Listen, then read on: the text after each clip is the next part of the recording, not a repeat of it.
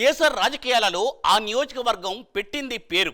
స్వాతంత్ర పోరాటం నుండి ఈ రోజు వరకు ఆ నియోజకవర్గం నాయకులు అంటే జాతీయ స్థాయిలో ప్రత్యేకమైన గౌరవం ఉండేది. రాష్ట్రంలో ఎక్కడికి వెళ్ళినా ఆ ప్రాంత వాసులు అనగానే ఒక రకమైన ప్రత్యేక గుర్తింపు ఉండేది.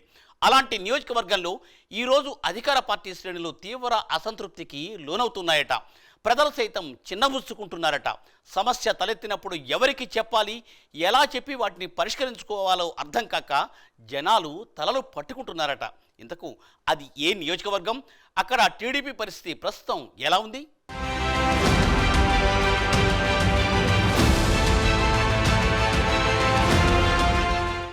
పీలేరు నియోజకవర్గం ఒకప్పుడు ఉమ్మడి చిత్తూరు జిల్లా, ఇప్పుడు అన్నమయ్య జిల్లాలో చేరిన నియోజకవర్గం. రెడ్ల సామాజిక వర్గం ఎక్కువగా ఉన్న నియోజకవర్గం. ఉమ్మడి చిత్తూరు జిల్లాలో ఒకప్పుడు నల్లారి అమర్నాథ్ రెడ్డి ప్రాతినిధ్యం వహించిన నియోజకవర్గం పీలేరు.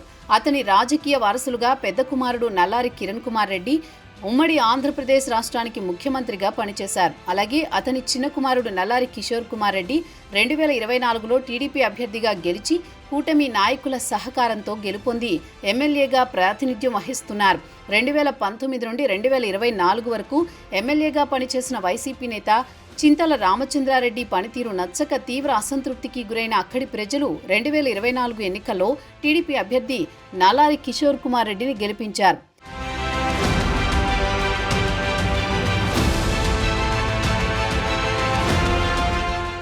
అయితే పీలేరు నియోజకవర్గంలో 6 మండలాలున్నాయి. పీలేరు, వాయల్పాడు, కలికిరి, కేవీపల్లి, గుర్రంకొండ, కలకడ మండలాలు ఉన్నాయి.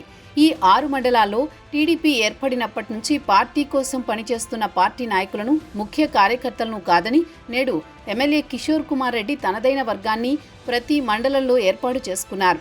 తన వారికే అధిక ప్రాధాన్యత ఇస్తున్నారు. ఎమ్మెల్యే వర్గంలో ఇటీవల వైసీపీ నుండి రాజీనామా చేసి టీడీపీలో చేరిన వారు అధికంగా ఉన్నారు. వీరి పట్ల నిజమైన తెలుగుదేశం నాయకులు తీవ్ర అసంతృప్తి వ్యక్తం చేస్తున్నారు.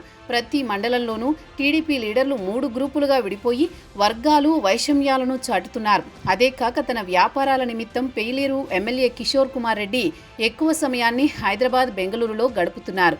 దీంతో ఆయన నియోజకవర్గ ప్రజలకు సరిగా అందుబాటులో లేరన్న బహిరంగ విమర్శలు చేస్తున్నారు. దీనికి తోడు నియోజకవర్గంలోని ప్రభుత్వ భూములన్నీ ఎమ్మెల్యే కనుసన్నల్లోనే ఆక్రమణకు గురవుతున్నాయి.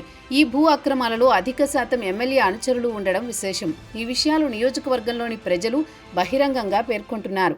పీలేరు మండలంలో శ్రీకాంత్ రెడ్డి, అమర్నాథ్ రెడ్డిలు, కలకడ మండలంలో మధ్యపట్ల సూర్యప్రకాష్ నాయుడు, కేవీపల్లి మండలంలో మదన్ మోహన్ రెడ్డి, వాయల్పాడు మండలంలో కోసూరు ద్రమౌలి, గుర్రంకొండ మండలంలో నాయని జగదీష్లు ఎమ్మెల్యేకు సన్నిహితులుగా ఉంటూ మండలాల్లో భూదందాలను, ఇసుక దందాలను సాగిస్తున్నారు.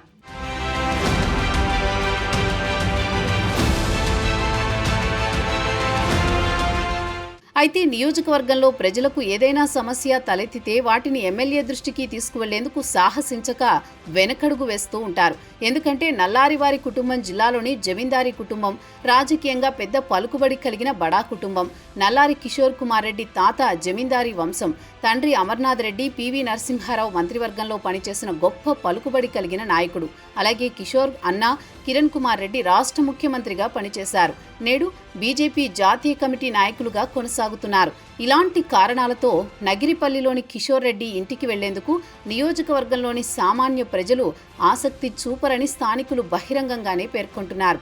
అయితే వైసీపీ నాయకుడు మాజీ ఎమ్మెల్యే చింతల రామచంద్రారెడ్డి టీడీపీ నుంచి వైసీపీలో చేరి ఎమ్మెల్యేగా గెలుపొందారు.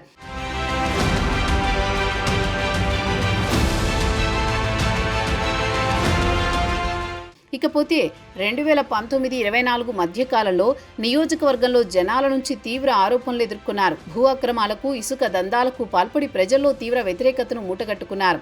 దీనికి కారణంగానే 2024 ఎన్నికల్లో నియోజకవర్గం వాసుల చింతల రామచంద్రారెడ్డిని కాదని నల్లారి కిషోర్ కుమార్ రెడ్డికి పట్టం కట్టారు.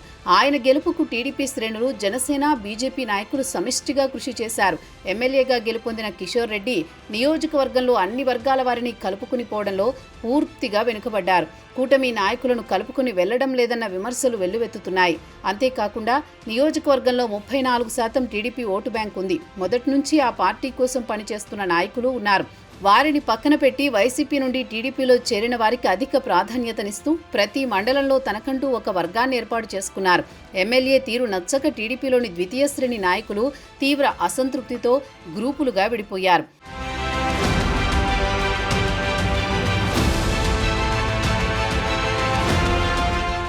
ఇదిలా ఉంటే ఎమ్మెల్యే తీరుపై పీలేరు నియోజకవర్గ నాయకులు కొందరు సీఎం చంద్రబాబు దృష్టికి తీసుకువెళ్లారు.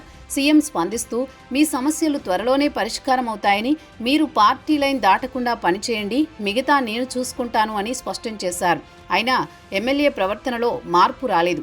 దీంతో నియోజకవర్గ ప్రజలు, టీడీపీ శ్రేణులు ఆయనపై గుర్రుగా ఉన్నారు. పార్టీ అధిష్టానం పీలేరు నియోజకవర్గంలో నెలకొన్న పరిస్థితులపై దృష్టి పెట్టాలని కోరుతున్నారు. లేకుంటే 2024లో వైసీపీకి ఎలాంటి పరిస్థితి ఎదురైందో అదే పరిస్థితి 2029లో టీడీపీకి ఉత్పన్నమయ్యే అవకాశం ఉందని హెచ్చరిస్తున్నారు. మరి ఈ సమస్యను టీడీపీ అధ్యక్షుల వారు ఎలా పరిష్కరిస్తారో వేచి చూడాల్సిందే.